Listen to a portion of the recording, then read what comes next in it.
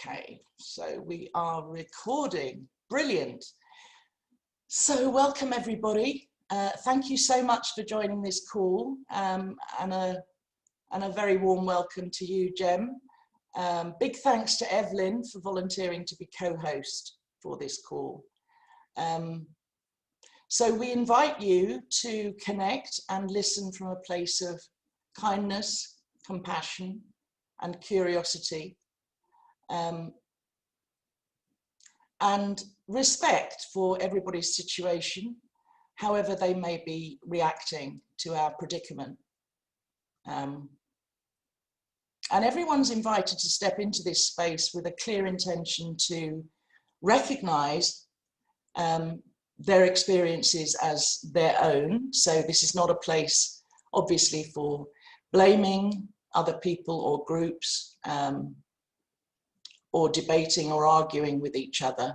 So it's really about a very special opportunity to ask Jem some questions and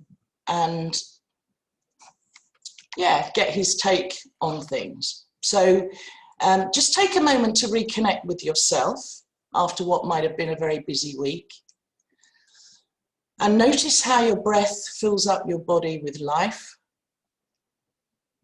And become aware of any tension in your body and allow this to just naturally dissolve.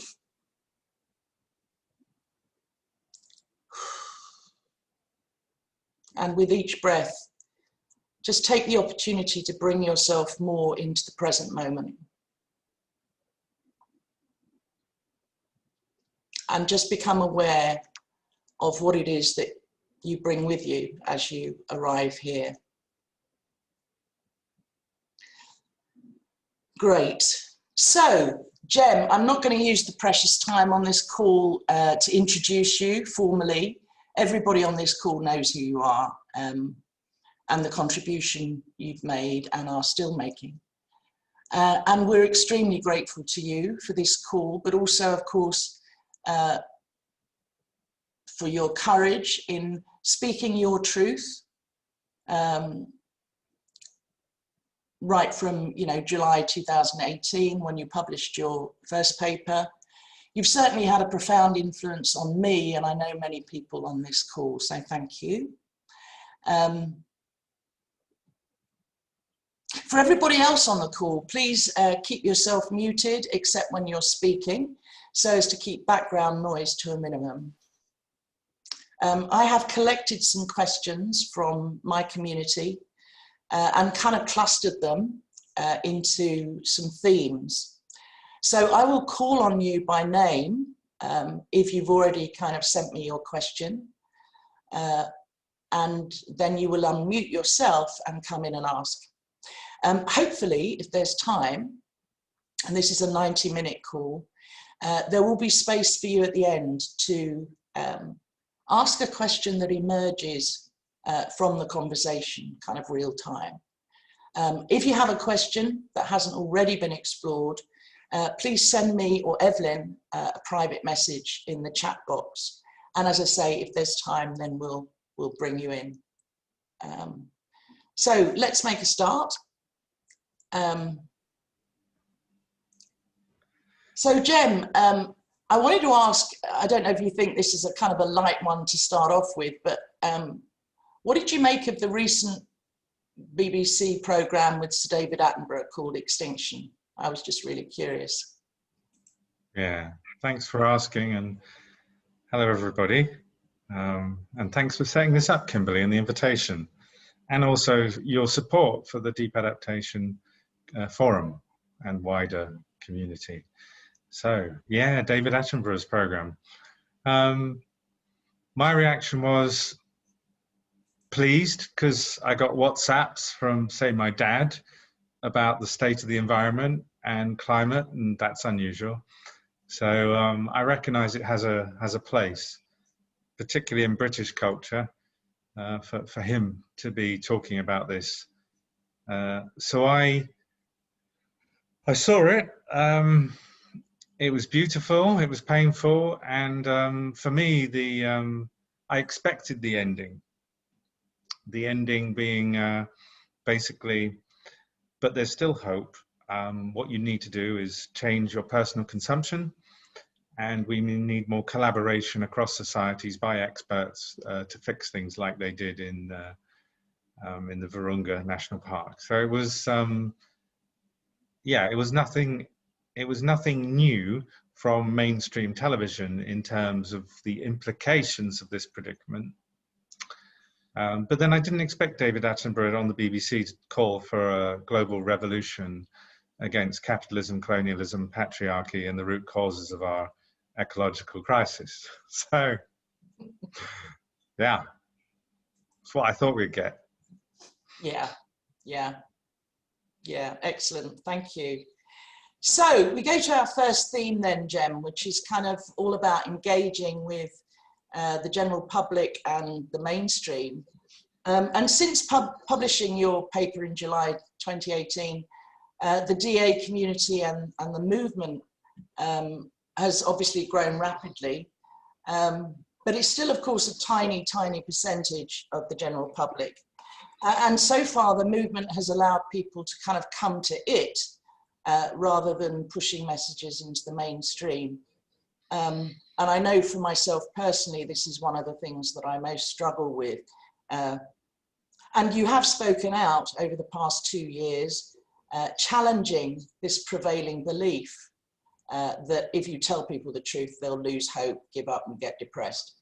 But what I wondered how that might be changing, and what's your view now about spreading this information more widely? Should we be doing this? What's the wisdom of that? And anything you've seen that we could bear in mind when we do? Yeah. So definitely the strategy, my own strategy, once that paper went viral, was to then help people connect with each other who were reaching out to me.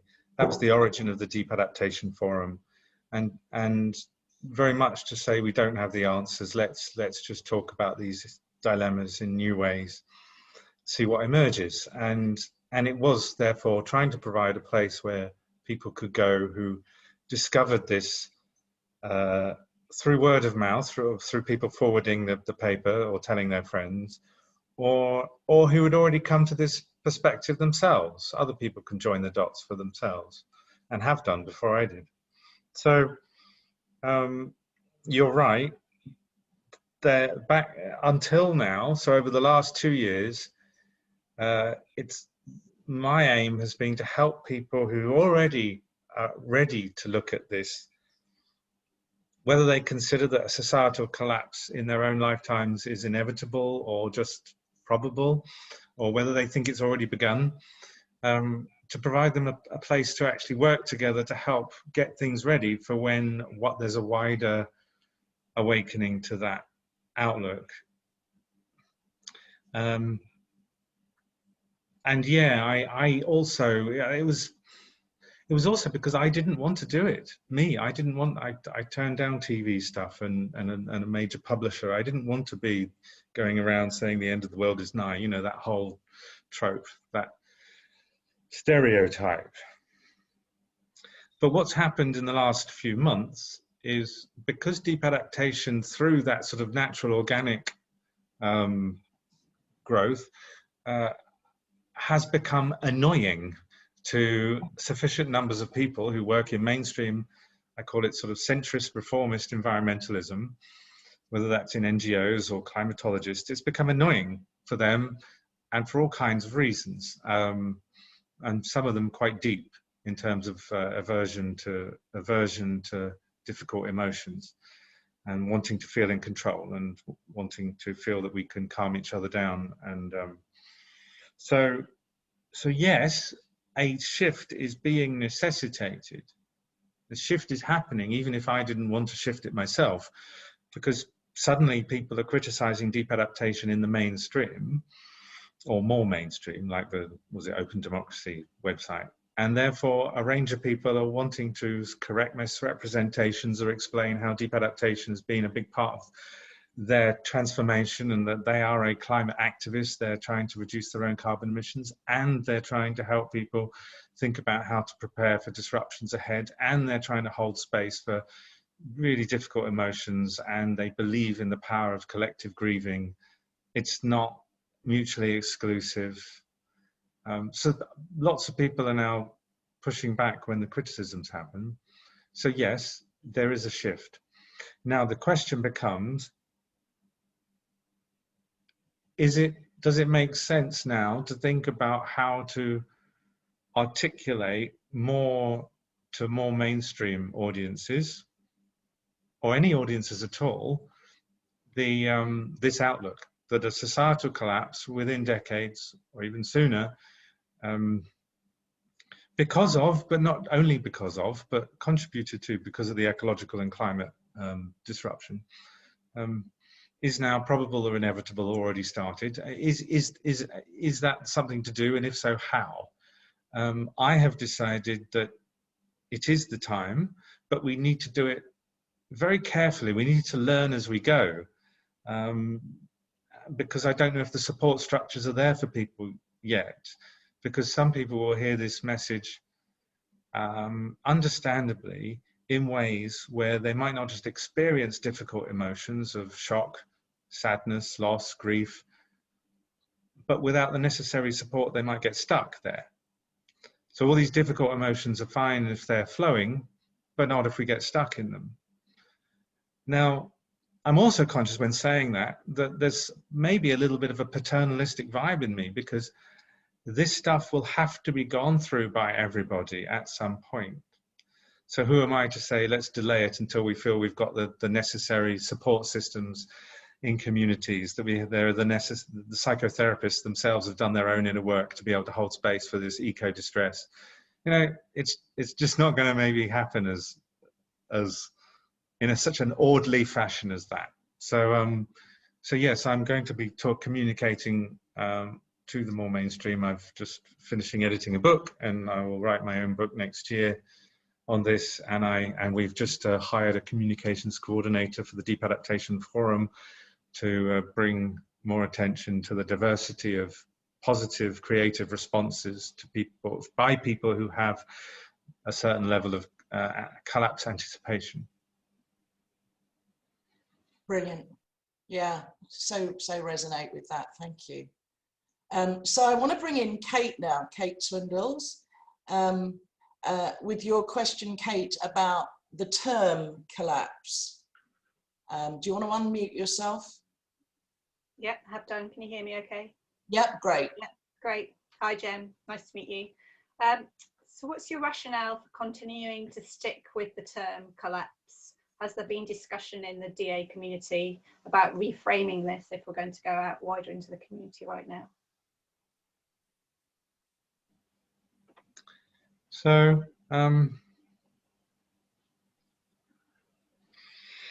so there's different ways that conversation can happen.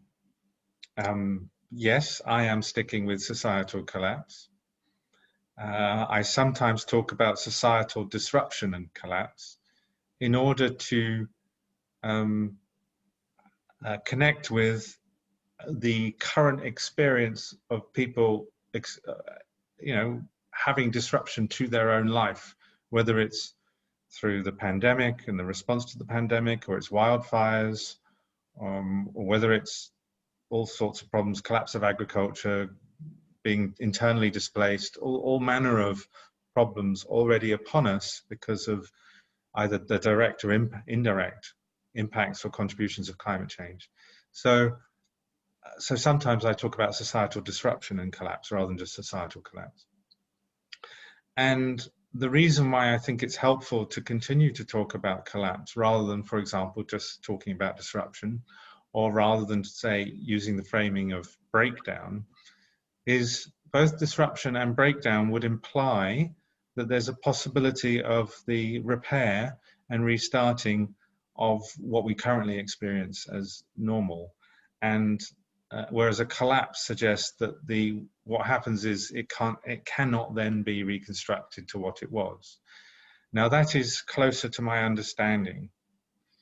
and therefore I use it. However, I do realize that some people therefore think that it is some cataclysmic event, some point in the future, and they don't therefore interpret the current disruptions. So, for example, you can draw links between ecological degradation, habitat loss, and climate change. You can draw links between that and the increased prevalence and impact of coronaviruses on the human population.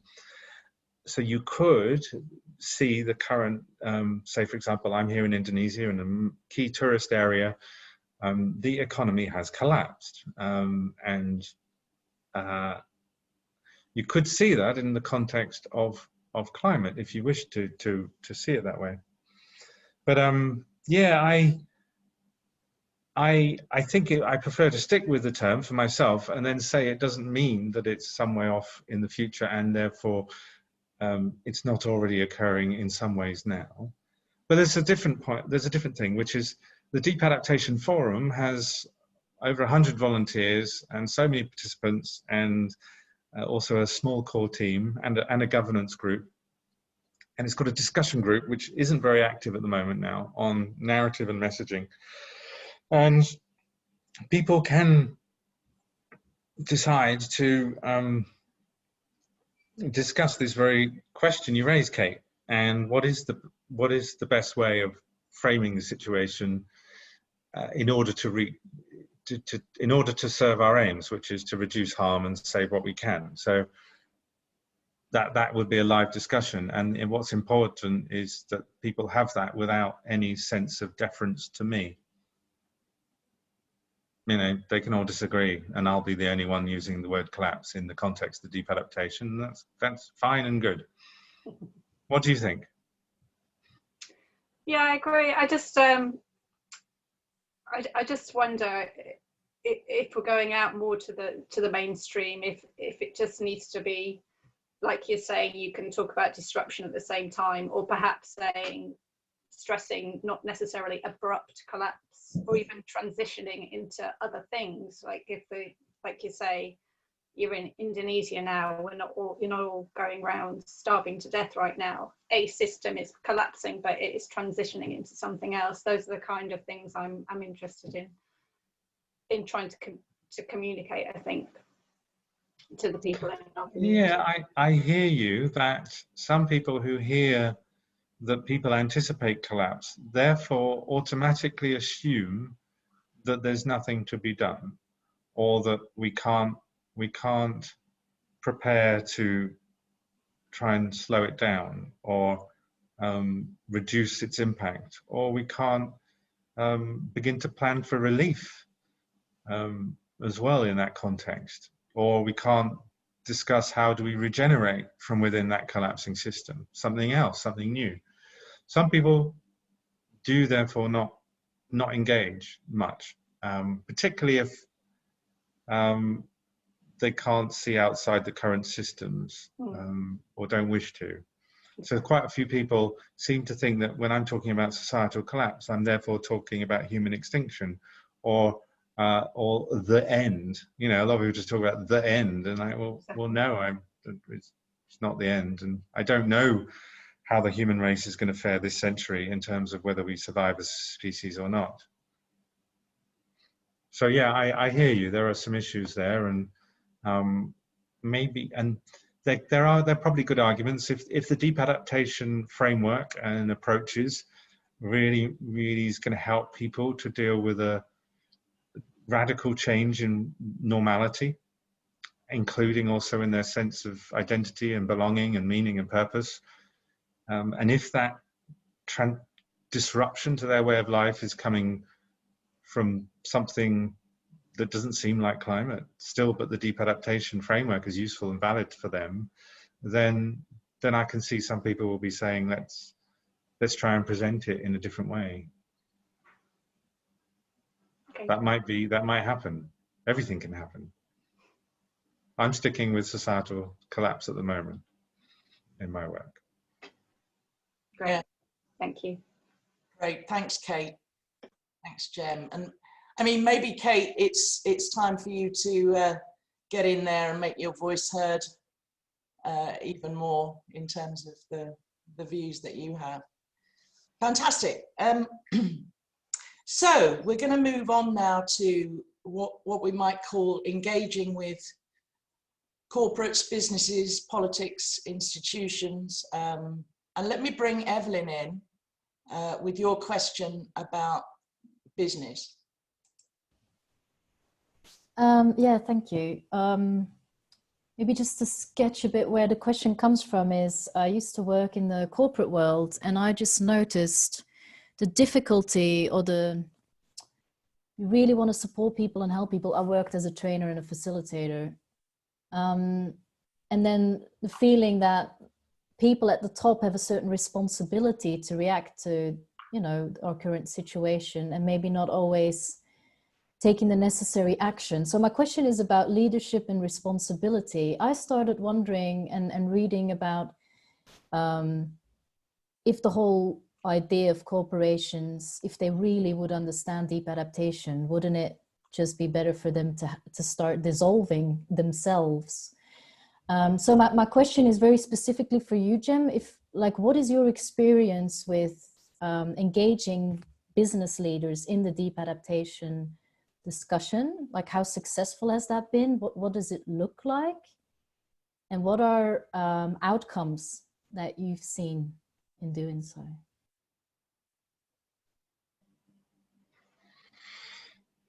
So I haven't done it, and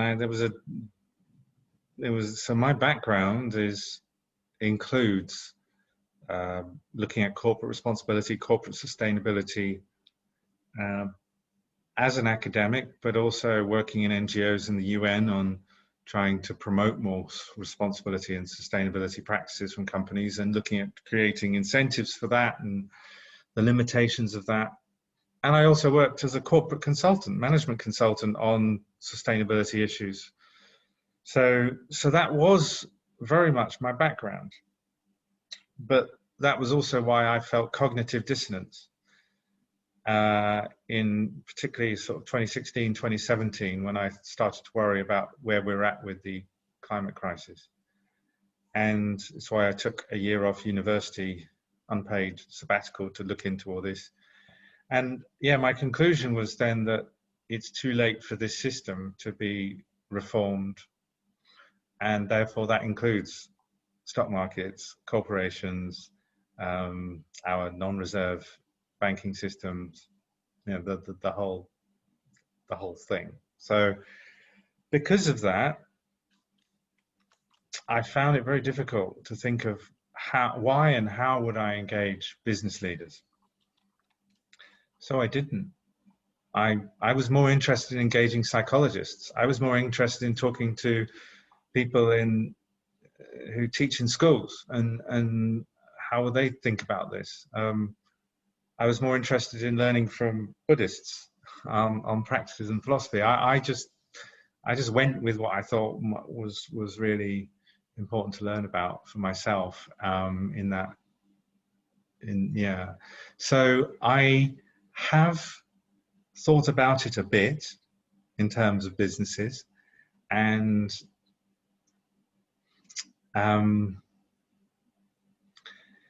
it's a massive agenda. So I'm not saying that nothing should be done in corporate engagement, but I'm quite daunted about how big an agenda it is. So on the one hand, there's an agenda which is, what do we need to see from the private sector to help slow down what's coming and reduce the harm and organize for some better resilience and more relief in difficult situations. That would be a big conversation between people who work in the world of finance and people who work in the world of disaster risk management and risk recovery, disaster recovery, and such like. It's a massive topic. So that's like the structural, you know, what should be financed and what should not be financed to help. Then there's another piece, which is what's going to hasten collapse? Well, we have an incredibly vulnerable monetary system. where our ability to just go, you know, buy something at the local shop or buy something from a neighbor even, depends on international financial systems and financial markets. And so what could happen is, as more and more people wake up to what's coming and the amount of disruption, and there's various different disruptions, say, for example, to agriculture or all kinds of different sectors, as they occur, that could feed through into a financial crisis, which could actually then hasten the disruption to our daily life. So I think we need to look at that. We need to make our monetary systems more resilient. And that's a little bit of work I've been doing, and I'm going to publish a paper on that, probably in early November. So that's a second thing. But again, those are two at the big picture level. Then there's another thing, which is like your everyday manager, senior manager in a business of any kind. My first response would be, you know, my first response to somebody who's a corporate leader who's actually read into this and who for themselves thinks that societal collapse is now unavoidable, would be first and foremost to think as a person rather than as a professional business person. So it'd be like, okay, how do I help my employees and their families and their communities better prepare, rather than how do I help my business survive and grow in this disrupted future. So it'll be more about just how do you help the people that you, because, and the reason for that is that companies or organizations in general are key sites of social dialogue. I mean, a lot of people do not go to church now, or and they're not involved in trade unions now. If you think ways that people used to have social dialogue, people used to know their neighbors so much more than they do now. All of that sort of decayed a lot. And so you have all these balkanized sort of camps of people on social media talking amongst themselves. Hello, everybody. But otherwise, you've got less general ongoing social dialogue. And so organizations could perform that function. So I've talked about, yeah, you could have assemblies of staff to look at this in organizations and say, well, what is it we can do to help? And it's a different level of conversation to the kind of climate adaptation policies and initiatives that are happening in organizations at the moment. At the moment, you'll have someone from estates who'll be talking about, well, we need to install more aircon, and we need to have more water fountains, and maybe we need to think about potential storm and flood damage, and maybe some more progressive people will think, oh, maybe we should turn the lawn into greenhouses. But there's not a real sort of, I'm not aware of large organizations who've actually brought their staff together and said, our way of life is now under threat. And so just as a responsible colleague and friend, I want to help you all also help me work out how do we help our community more. So it's a different kind of conversation. It's talking to people as people rather than just as staff. That would be where I would start from. But I haven't started it yet. So I've been off doing other stuff. But this is something I'm thinking I might re-engage with. Maybe definitely will be middle of next year, but I can't really beforehand. Right. By the way, just to say, there is a business group on the Deep Adaptation Forum, and there are people there who have said, I think there's a chap called Alex and others who have said that they are bringing the Deep Adaptation framework into organizations. Also, the Vice Chancellor of Winchester University, Joy Carter, was on my leadership course, and she's just written about it recently, and she believes that universities should really be taking deep adaptation seriously.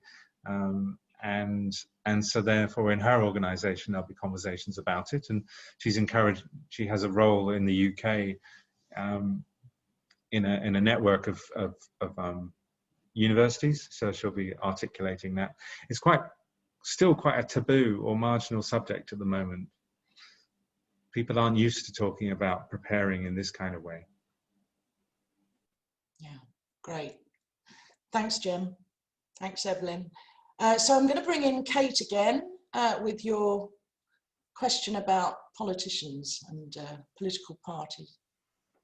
Sure, so this comes again from what me and Kim are trying to do in our local community, where best to go next, whether it's engaging with the community or with our local party, county, borough, and even at the sort of national level, because my MP here in St Albans is Daisy Cooper, who's just been voted the deputy leader of the Lib Dems, and she's also got a big environmental hat on, so we're going to try and engage with her a bit about this now. So I just want to understand your opinion on what value you see in engaging in political parties, and if so, which ones? I know you've been engaged with the Labour Party in the past.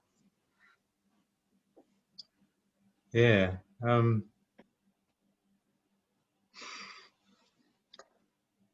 So being politically active is really important now more than ever, because as populations become more fearful and as they become less hopeful in terms of the old ways, you know, people used to expect their kids would have a better life than them. They used to think that if they worked hard and weren't unfortunate, then their lives would get better. And those sort of narratives have crumbled, and they're being replaced in many ways, but one of the main ways is narratives of blame. You know, blame people who don't look or sound like you. And it was predicted, you know, with the financial crisis in 2008, it was like, oh dear, what's going to come next? You know, we're going to have what happened in the 30s all over again. And it seems to be that we're seeing some of the same trends with the rise of extreme right politics and people in power saying some of the same types of things. So it's very important to be involved in politics nationally and locally to work against that, kind of reactionary, populist, I'll offer you a lie which will help you feel safe and help you blame someone so you let off some steam. I mean, that's basically what we're seeing with these. So yes, it's also important to be engaged in politics to try and get policies happening, even if it's not as bad as I say it is. You know, that's why I was involved in Extinction Rebellion. I mean, it's important to get governments to shift to an emergency footing on cutting down and drawing down carbon from the atmosphere,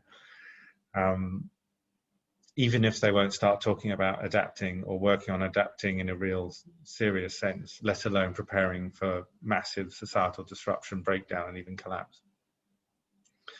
So I've said all that to prefix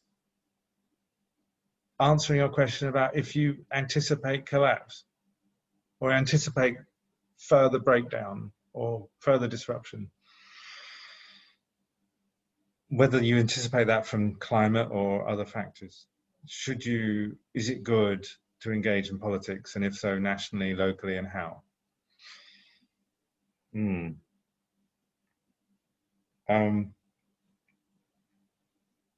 you also asked about my experience in politics.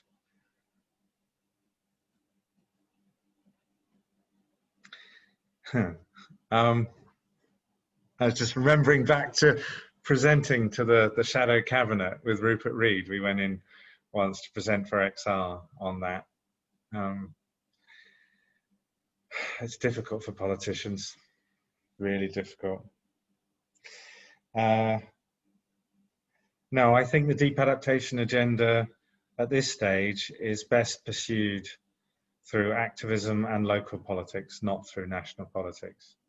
I even think that national politicians talking about readying for collapse, wanting to try and reduce the speed and harm of a future collapse, will not help them be heard seriously.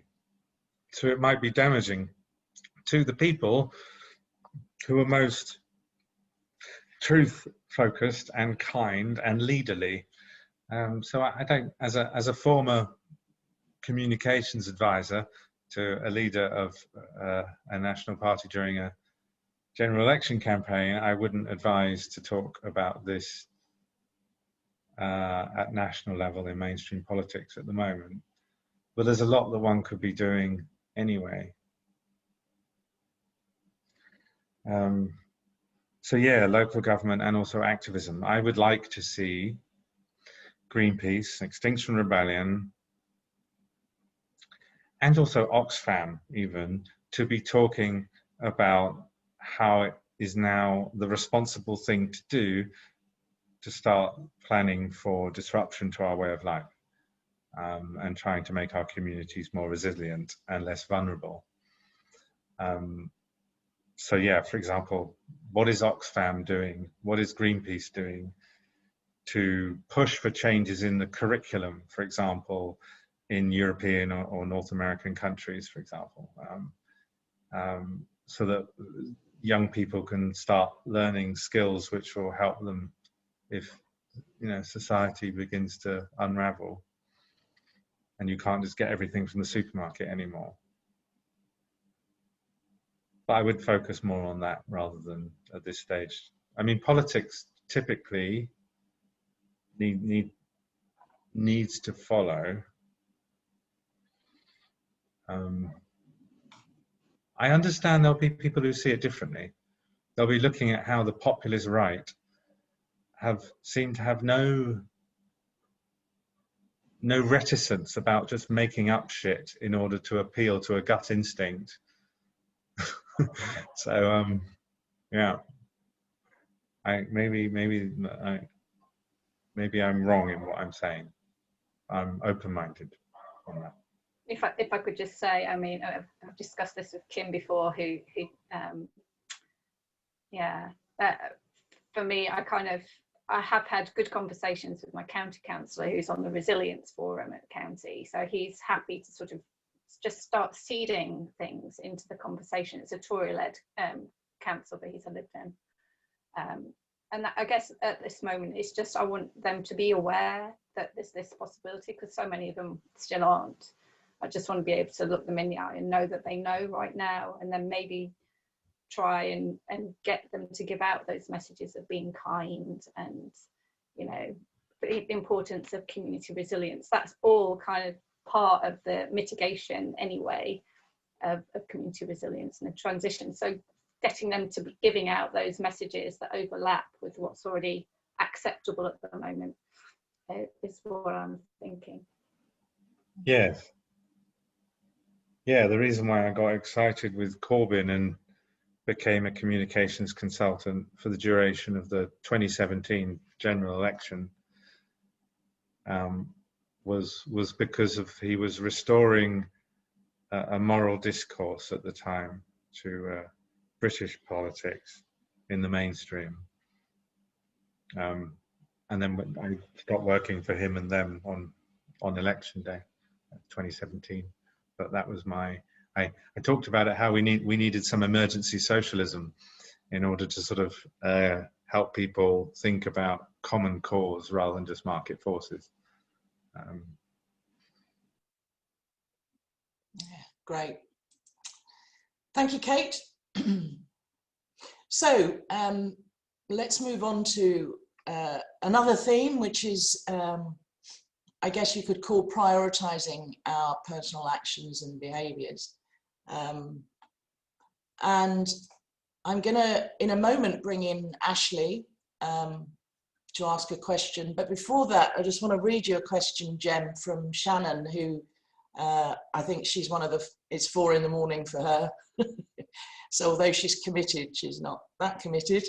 And the question is, how do we decide which adaptation changes to prioritize? I feel like I'm so steeped in a lot of life-destroying systems, but I notice that often different domains in our life are so interconnected and feed into each other. What changes do you think have the most leverage now? at the personal level. And then maybe before you answer, Jem, let me bring in Ashley, who's got a similar question. Hi, Jem. So as of the end of last week, I sort of pretty much gave up doing everything I'm currently doing as a business consultant, with a view towards just clearing down the decks and creating space for other things to come in.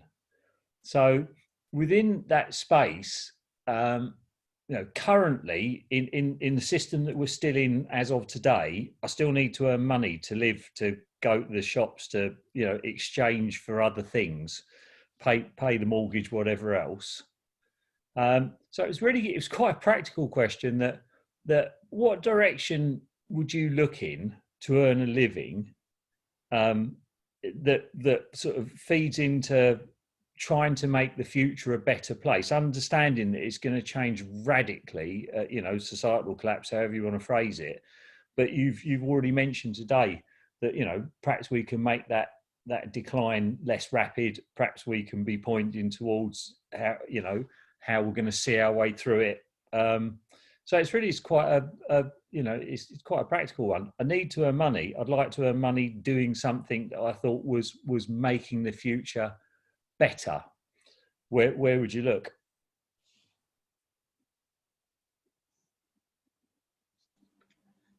Thank you, Ashley. And yeah, I'll come to that then. I'll start with the first question.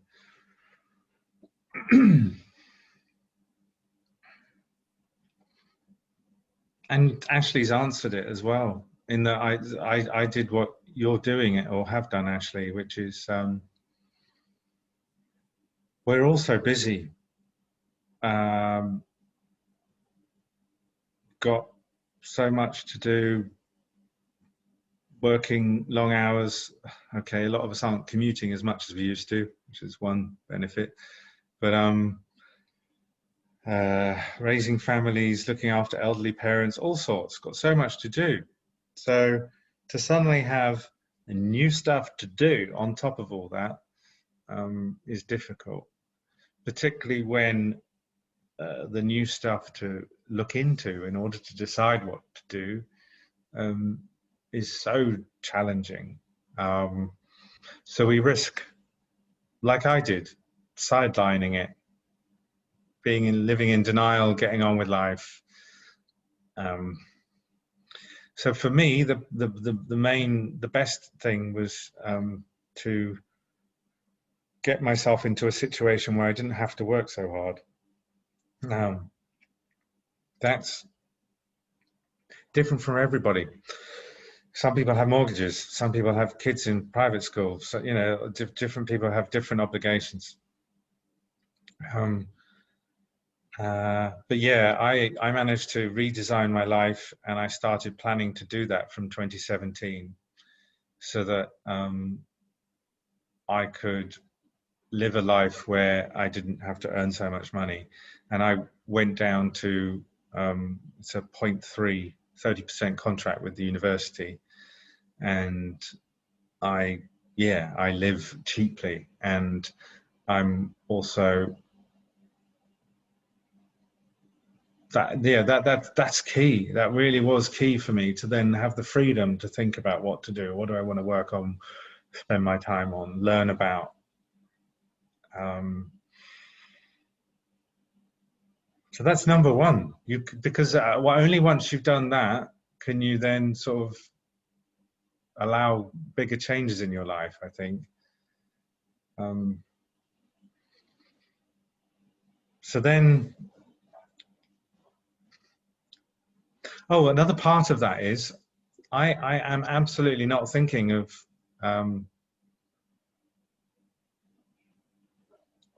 what I will be doing and how I'll be sustaining myself 10 years from now. That's kind of gone. So that might be foolish, but I kind of think that even if I'm around in 10 years, I'm 47 by the way, if I'm around in 10 years, then what I think offers me security won't be delivering me any security in 10 years' time. You know, like a nice house in a certain country, that might be a hellhole, and there'll be no food and no peace and security. Or a load of money in the bank denominated in pounds or euros may be worth nothing. Or, you know, so I no longer have any sense of a reason for planning 10 years out. And so that also means that I'm more relaxed as well about my finances. I might be wrong. And it would be a nice, for me, I'm looking at it as, it'll be a nice problem to have in 10 years' time if I'm poor, but life is not awful. So there's that. And then Ashley, you were asking about what to do, what to work on.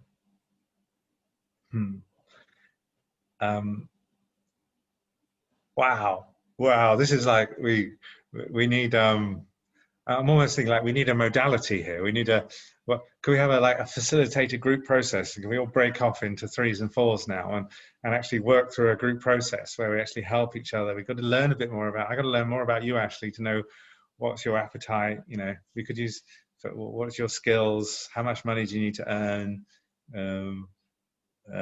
Yeah, and then we could use that Japanese thing with all the bubbles about, you know, what makes me happy, what do people need, what am I good at? Can't remember what the 4th one is. So I feel stuck in terms of, I don't want to give you silly answers. Was that a silly answer? Anyway, it's like we need a conversation. Should we break into groups and have that conversation?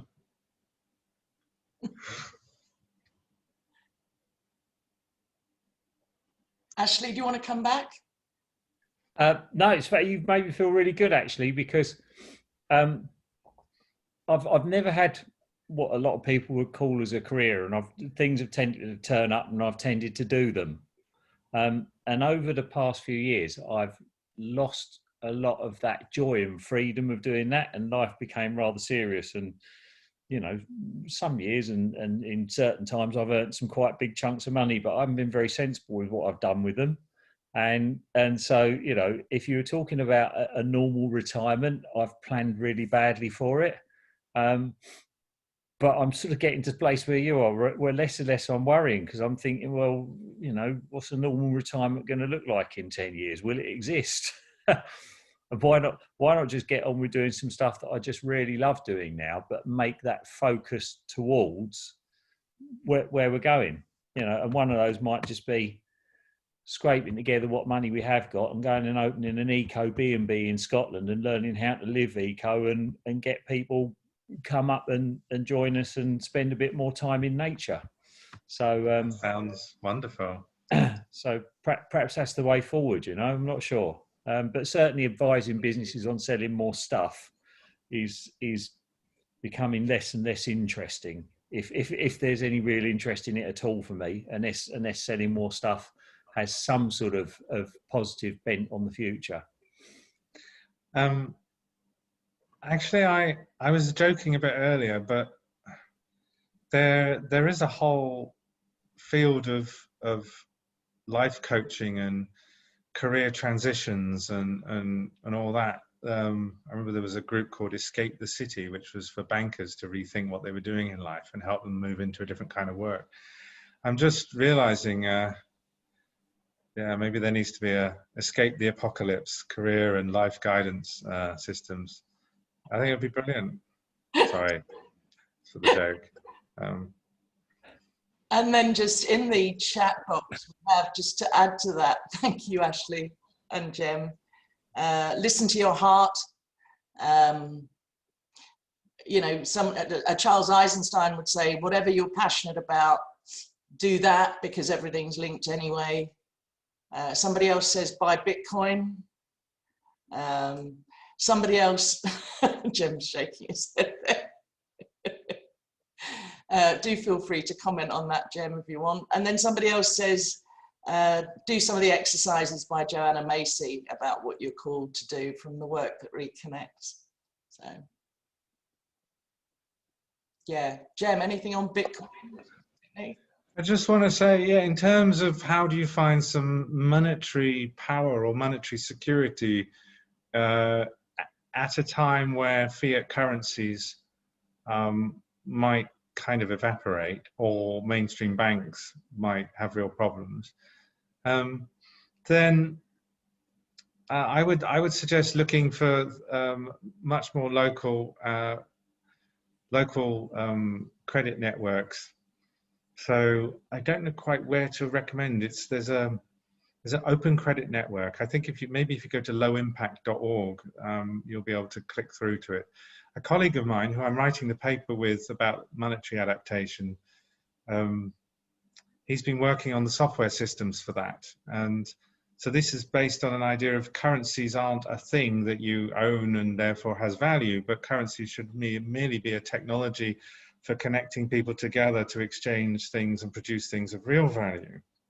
So fiat money, Bitcoin, or crypto, gold and silver, these are actually all forms of dead money, meaning they are so separate from real life. And the more that we focus on them and want to have them, the more we end up destroying real life. So I'm much more interested in a new paradigm of money, where money is much more connected to things that we need in our lives: food, water, shelter, security, friendship. Brilliant. Thank you. Thank you for that. Let me bring in Erica with your question. If you unmute yourself, Erica. Thanks, Kimberly. I mean, it sort of follows on, and particularly follows on from some of the comments in the chat box, which is, again, this question about, well, what can we as individuals do in the face of all of this? And I'm curious as to whether, given how interconnected everything is, how entangled, you know, the natural world is, and all the different crises are, we don't really know what's going to happen next, or what sequence of events will lead to a collapse. And also, given that we can't, well, we never can, but particularly in that context, anticipate the impact of our actions, is there any point in doing anything else but just follow our heart, do what calls to us, as long as you're acting from that place of kindness and compassion and doing something constructive, you know, whatever it may be, you know, that's kind of our job to do. That's all that we can do. Yes, Erica. Here. The only caveat I would put on that is some people, when they hear people that they consider have some privilege talking about responding to our predicament with kindness, compassion, love, and so forth, they worry that we might end up focusing on pleasing ourselves. So we might not be acting in as much solidarity as we could with the people who are already suffering right now because of the systems as they are, and as when the systems and the people in them get more stressed and more violent. So I've heard calls for me to talk about, within the context of being compassionate, being kind, being wise, being loving, thinking about the difficult question of our complicity in ongoing destruction and oppression, and thinking about how we can be more accountable, more responsive to the people who are suffering in the current systems, and that to keep that in mind, and that we can't just satisfy ourselves about that. What it means is, or what it invites of us, is to have more conversations and listen more to people who might make us feel, or wouldn't make us feel, but we might feel more uncomfortable listening to them. If they say, Yeah, Jem, that's just you and your white middle-class male privilege talking about being loving and kind in the face of this predicament. That might be a bit awkward for me to hear, but I need to hear it, and I need to think about how I respond to that. It doesn't challenge the framework, it just invites a little bit more rigor about what the hell do we really mean when we talk about being loving. Erica? Yes, absolutely. And I do think that it is quite important to come at this from a place of self-knowledge and of groundedness and of understanding what has influenced, you know, who we are and where we are, and certainly, absolutely, you know, recognizing our privilege in the world. I mean, that is fundamental. And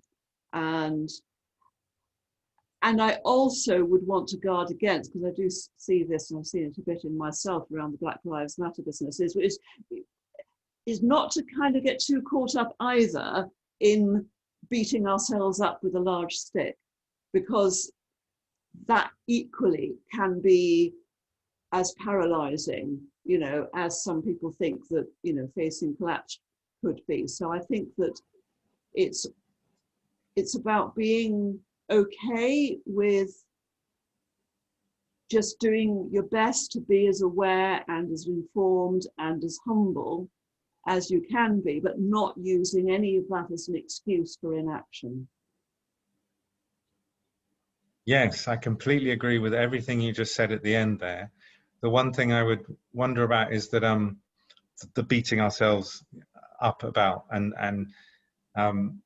I think it's important when you engage in questions of social justice, racial justice, gender justice, to not be focused on and driven by beating each other up about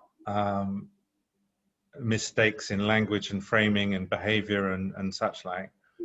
But then again, I think I don't, if one experiences observing one's own assumptions, habits, prioritizing or deprioritizing of things, if one observes that and thinks, oh, okay, that might be because of my privilege, and one hears that and hears something uncomfortable about that,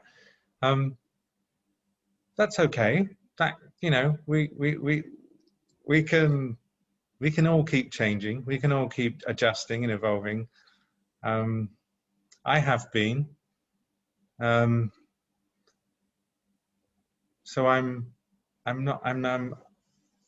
yeah, I hear what you say about how it might be paralyzing. But I would need to see more examples of how it's paralyzing. Because at the moment I'm experiencing challenges to my privilege as liberating, not as paralyzing. But yeah. I'm open to hearing that other people are finding it paralyzing. I think you're probably right in what you said about, you know, it's the fear of, you know, using the wrong word, you know, because we have, you know, unwittingly been part of the system where we, you know, we have been insensitive in how we see things or how we express things. But the potential is there to, you know, out of fear of getting it wrong, you know, to just retreat and say, well, you know, I can't possibly get this right. And that's not helpful. It is about, as you say, it is about looking at it from a liberating point of view and being okay with making mistakes and being okay with, you know, just doing better. Yeah, absolutely. And so two concepts come to mind. Extinction Rebellion are now going to be looking at co-liberation. Skeena Rathore, who I know quite well, is leading on that at the moment. And so that's I think in that is approaching it in the way you've just described, and also a sort of a call-in culture rather than a call-out culture. So, hey, have you heard? There's an even better way of talking about this, and and seeing it in a generative, positive way. We have an opportunity to evolve and change. And for me, it is part of the deep adaptation framework. It's in the reconciliation piece. As we approach incredibly difficult times, if we recognize how much destruction caused, as we seek to learn about why that happened, then there's a lot of healing to be done, and that can be done, and that's an opportunity. And healing around race and gender is part of that. Yeah, yes, I'm becoming familiar with Sfina's work, and I find the co-liberation idea is quite liberating and constructive around, you know, working together on all of this rather than making a particular group of people the baddies. Great, thank you very much. Yeah, thanks very much, Erica. Yeah, and actually Ellie's just written an interesting thing in the chat box of about one of the fundamental things missing in our education system is that it's okay to make mistakes and to learn to forgive and ask for forgiveness. And I know that you've spoken before, Jem, about education generally. Any kind of just thoughts or observations about that, about, you know, how you would influence the curriculum if you could, or whether there should even be a curriculum?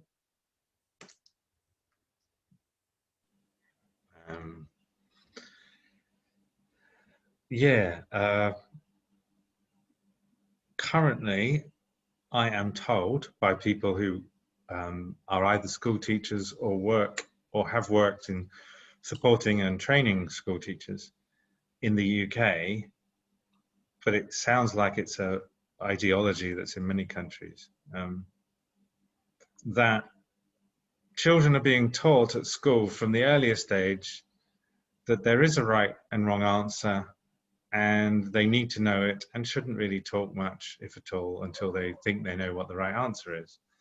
And there's and these, you know, this is like the meta level of learning,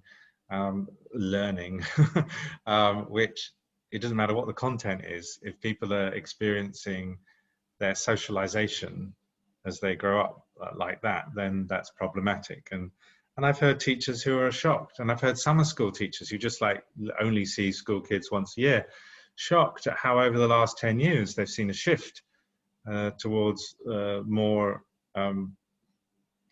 reticence about just being curious and intellectually playing, shall we say. So there's, I think that needs to change. And I know there's some mindfulness work in schools, but that is also, I mean, I can't imagine what kind of human I would have been if I had been introduced to basic concepts and practices of mindfulness when I was younger. That will be very helpful to help young people. Also to help because there's going to be a lot of young people who understandably will blame the generations that are represented in this Zoom call today. And blame can be galvanizing for a group. It can bring them together because they've got an other to you know, to feel connected, that they hate them. But then it's a horrible thing to live with, to have that blame, hatred, non-forgiveness. And it doesn't lead to very good decisions for oneself or anyone. So helping young people explore emotions, express emotions, recognize their anger at their parents' generations and grandparents' generations for that this has happened, but then to process that and not act, not from that, not live their lives with that as either a conscious or a subconscious force in their life. That would be really important. and not just for them. It'll be important for us, so that, you know, I don't get involuntarily euthanized for having used up my carbon budget in 10 years. Yes, well, I hope not. And just to get a quick plug in for the 3 principles, as well as mindfulness, there's now a large and rapidly growing number of people going into schools, sharing the 3 principles with kids as well, with great effect, focusing on resilience. So yeah. I can see the strong connections with mindfulness there, in terms of mind states and observing thoughts, and choosing how one responds to external stimuli, and so seeing where one puts one's attention, and how does one make meaning. Yeah, absolutely. And also sharing with all sorts of people that resilience, I think this is where it's most different from mindfulness, doesn't have to be built like a muscle. It's actually innate. Once we understand, you know, the only thing getting in the way of it is our own thinking. And when people start to see through that, we fall back into that natural resilience. Yeah. I see. Yeah. This sort of faith in human nature and the original wisdom that we all, or deeper wisdom we've all got. Absolutely. The shadow side would be only if that leads young people not to be politically engaged, active, and revolutionary, rather than just thinking they just need to better cope with their stresses. Yeah, so absolutely. if it can be complemented by conversations about how to create change at scale. Yes, no, I agree, absolutely. Okay, well, this is just wonderful. Evelyn, I wanted to bring you in now, about with the children question, if that's okay. Yeah, the children question. Yeah, I'm smiling a bit because this morning I read in, I buy the Big Issue regularly, and I just discovered in the Big Issue that David Attenborough is a patron for population matters. I wasn't aware. And I was quite surprised because when I talk about the topic of population and children with people, I notice it's such a sensitive topic. And for me personally, the whole waking up to the predicament we're in really raises the question of whether or not to have children. For me currently, the answer would be no. But I'm very curious, Jem, where do you stand on it? You know, your thoughts on whether or not to have children.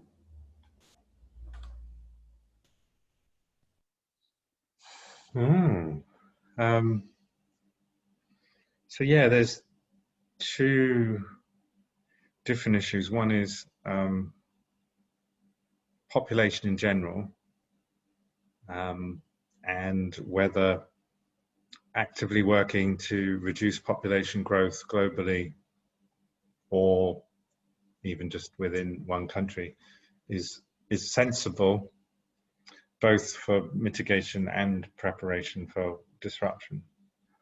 And then there's the other issue then of a quite different issue, I think, of, although it relates, about oneself and whether one wants children.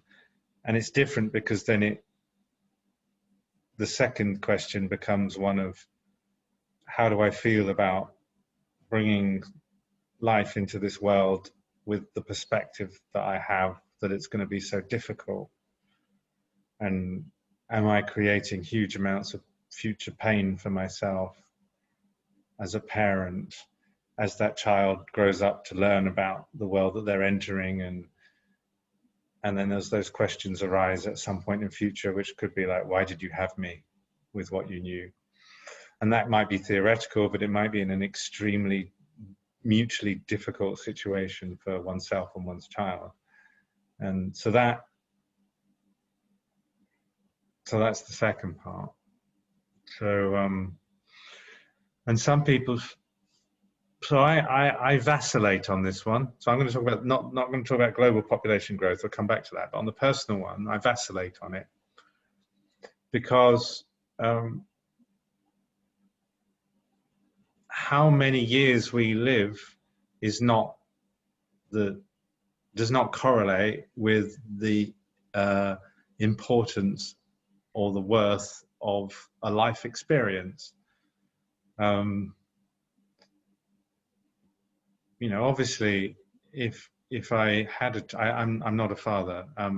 If I had a child, I would want them to live a long, happy life.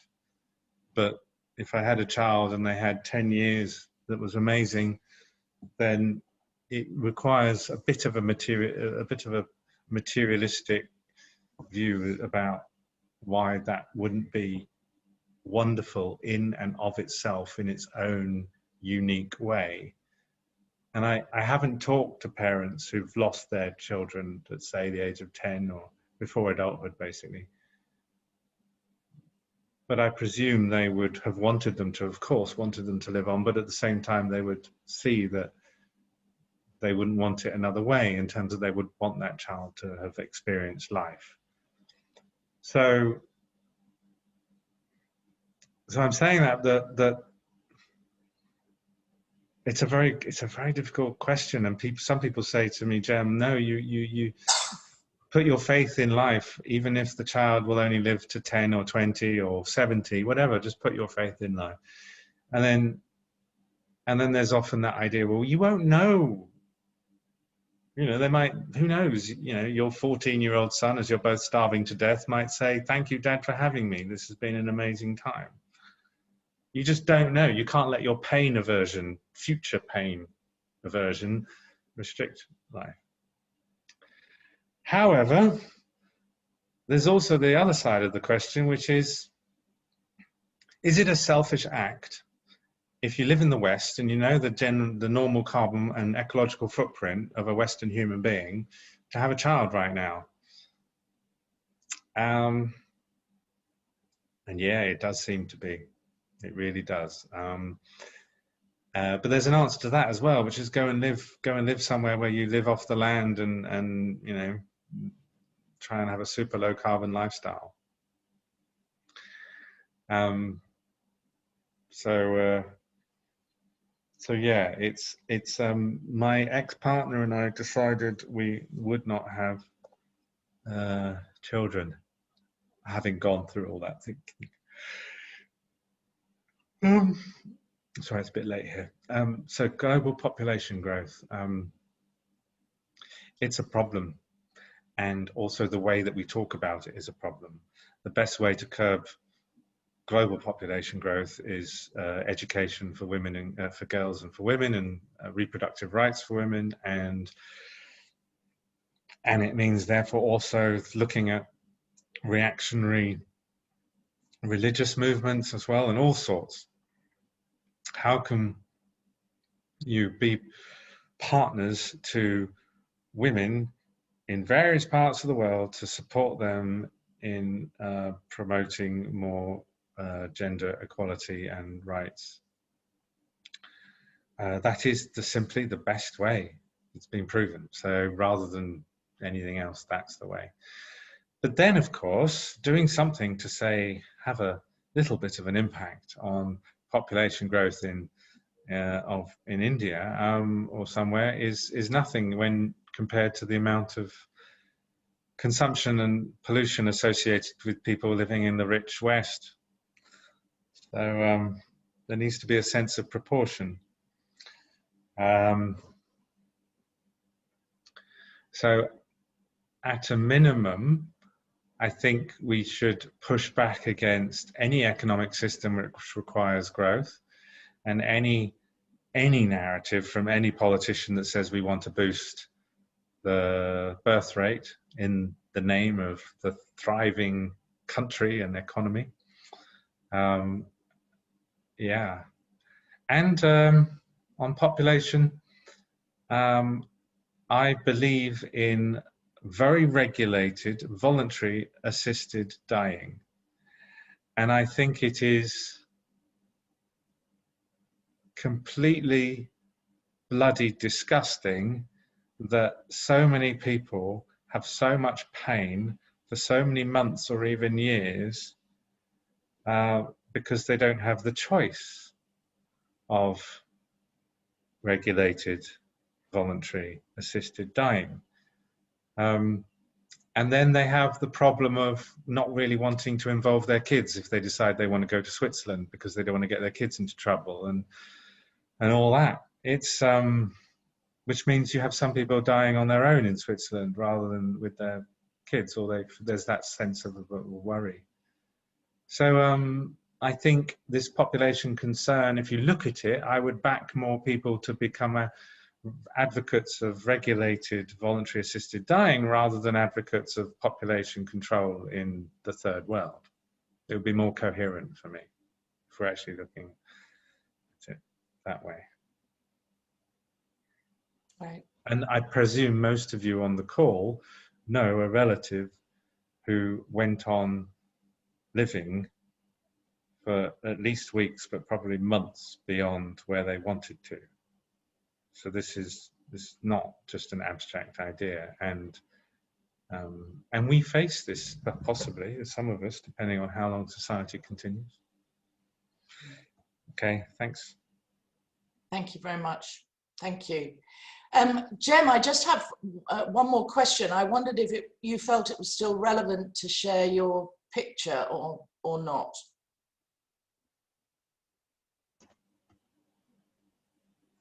Yeah, okay. I'll before you do the screen share, I'll just say why. Okay. As deep adaptation has become more well known, as more people anticipate collapse and tell their friends and colleagues or tweet about it, more people are becoming annoyed with that and troubled by it. And rather than engaging in the conversation, they try to shut it down. I feel that's unfortunate because it means we lose time. We lose time to openly explore, what does this mean? What can we do about it? Yeah, so what I tend to, I am going to do a bit more work on this. It doesn't feel like my most favorite thing to do in the current situation, to actually spend loads of time looking at collapse risks and how society will break down, but I am going to be doing more work on that. But one of the simplest things, if you have these conversations and people respond to you in that way, I think this graph, Kimberly, if you share it, what we're seeing is that this graph is from a chap whose surname is Housefather. And he works in the Breakthrough Institute and also with Carbon Brief. And he's done these simplified emissions pathways. And these climate targets are based on the conservative consensus science published by the IPCC. So there's this is certainly not the radical or outlier or worst case scenario science.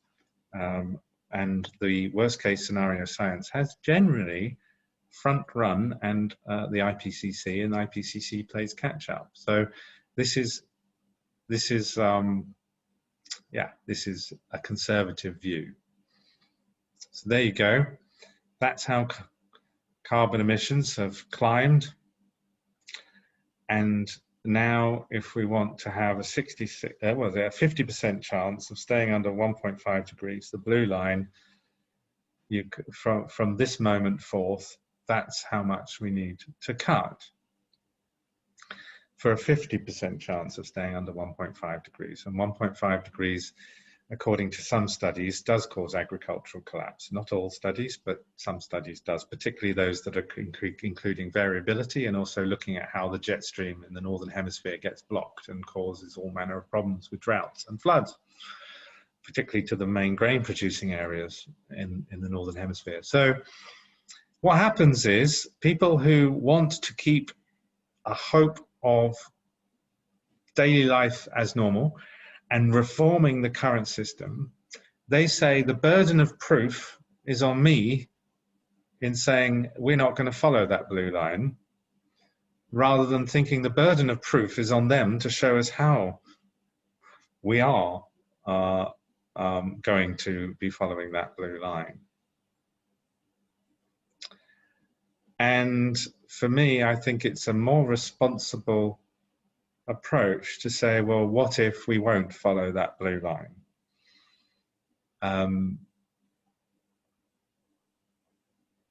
Yeah, so that's why I really think it's important to have these conversations, even though to do so, we're floundering. This is the most difficult thing to talk about. We're in a completely new situation, and it's full of pain, and so often we want to find ways of numbing or escaping that pain. And there are many ways on offer to us, but I think therefore one of the greatest capacities we can develop is to notice that the pain is just emotional pain of all sorts, fear, anger, all sorts, is an aspect of being alive, and to not be averse to it and not act from it, but to be able to notice it. And my fear, my sadness, my confusion, my uncertainty is in some form going to be with me for the rest of my life. And some aversion to all those emotions will be with me for the rest of my life. And that's okay. And we can develop ways of being more okay with those difficult emotions and with our aversion to those difficult emotions. And we can develop more ways of coping when things feel like they're getting too much, or we feel like we're getting stuck in those emotions. And we can develop more ways of returning to that sense of faith that there is meaning. And we can return to that sense of love for just having lived and being alive right now, and life in its amazingness. And we can return to moments of just pure joy.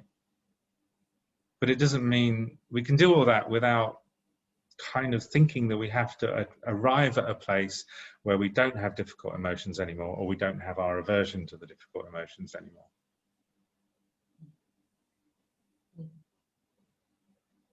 Beautiful. Yeah, one of my biggest insights is around that, in this last year, that everything that's that I find gives life meaning is still here. is still possible, and whatever happens. So my last question, and you've already gone some way to answering it, I think, but my last question was going to be about the dreaded word hope, and I know that can easily become hopium and an avoidance of those pain avoidance. And I quite like Debo Zarco's framing that hope is often just denial in drag. But as we sit here now, what, if anything, are you personally hoping for?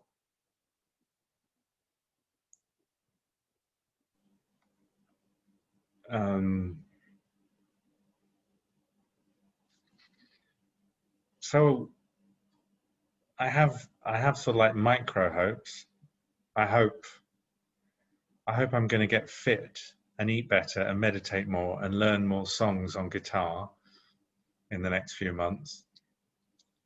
I suppose if I hope and I haven't got a proper plan, then that's just I'm doing something. What is it? Denial. I'm denying that I'm not actually going to lose the belly. Not going to learn more songs.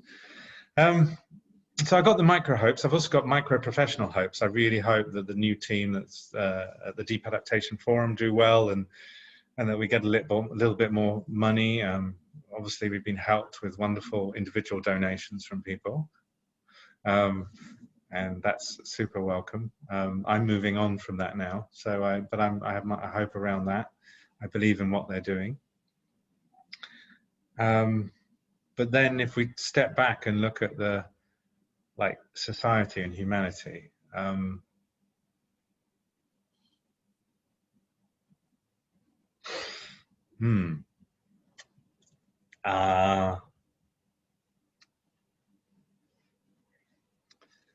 yeah, the things I believe in so much, I think are dishonored by using the concept of hope.